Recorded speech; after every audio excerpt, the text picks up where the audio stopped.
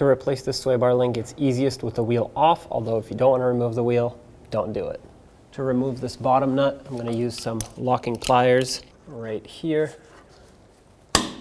Then with a 17mm socket, go ahead and remove the nut.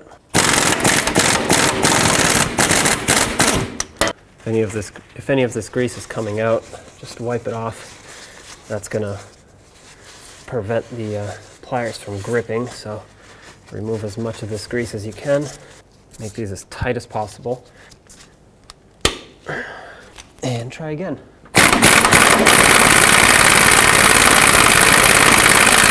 I'm going to heat up the nut just a little bit. Hopefully that's going to help me break the rust free. Try not to heat up the stud too much, just focus on the nut. Heat will make the nut expand and it'll break the rust free.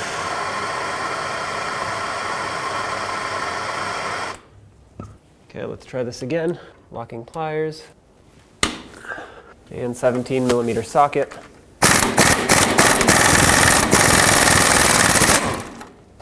Okay, perfect. Pull this out of here and do the same thing to the top. And when it doesn't want to come off the nice way, you can cut it.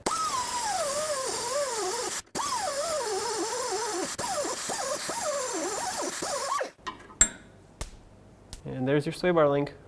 Now you can go ahead and install your new sway bar link. Push it through both sides. Start on the nuts.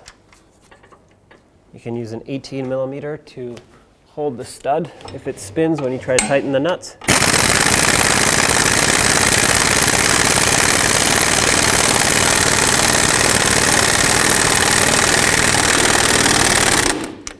All right, make sure those are nice and tight.